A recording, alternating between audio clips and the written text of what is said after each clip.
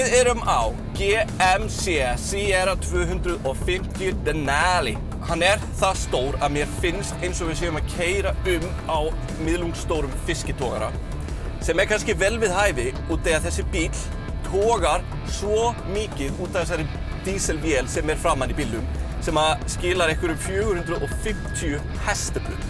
Það eitthvað úper svalt við það að vera bara á svona risastórum amerískum pick-up truck sem að gæti dregið tunglið. Í Ameríku eru þessi bílar gerðir til þess að vera svona vinnubílar, verkamannabílar. Ég ekki alveg viss hvort að Íslendingurinn sé okkur þar. Þú situr hérna í fullum gæðum, hann fullleðraður sennilega af einhverju buffalo skinni og einhverju svoleiðis.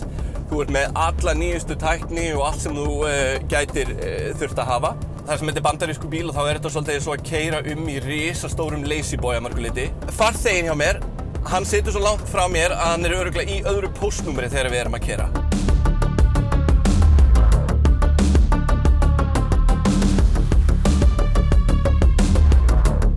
Það margt mjög áhugavert á þessum bíl. Tjekkið þessu.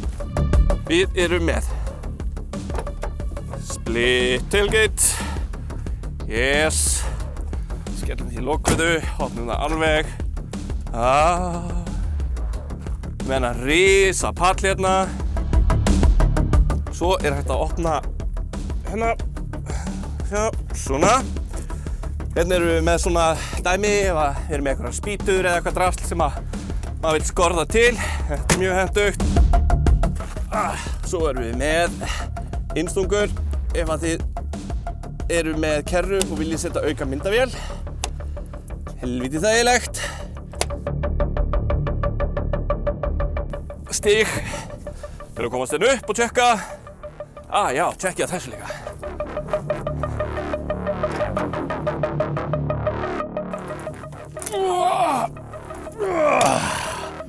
Nice! Þetta alvöru.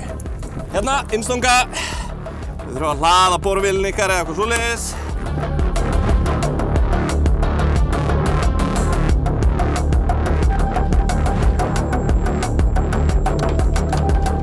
Svo erum við með 20 tommu álfelgur. Hérna erum við með alvöru húdskúp sem að virka. Tekur loftið inn, setur hérna, kemur hérna inn, kælir vélina, ef maður að draga eitthvað þungt eða reyna mikið á jeppan. Jesus Christ, hvað þetta stórt. Nice. Svo erum við með þetta grill, gríðarlega stóra grill.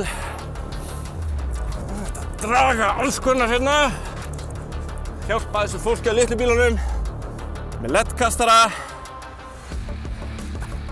Ljós sem að geta lýst upp plánetu. Hérna öll þessi mismunandi drif. Hægt að hafa hann afturhjóladrifin, svo háadrifið, lágadrifið, svo hægt að hafa þetta í átó og reikna þetta út sjálfur. Þetta ljósadót. Kveikjum á þessu. Svo erum við með kældsæti, hita bak, hitu sæti, topplúan, fína topplúa, þráðlaus hleðsla fyrir farsímaðinn, allar þessar mismunandi innstungur hérna, USB, USB-C, gamla kveikjarinstungan og það sem heitir bandarísku bíl.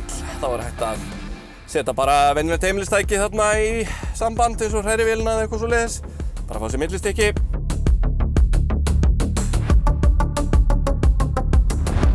Svona lane assist eða akgreina varar í mismunandi bílum geta verið mjög margir og mismunandi og oftar en ekki frekar pirrandi eða eiga við. Ekkur bíp og ljós og bing og bong og svo framvegis.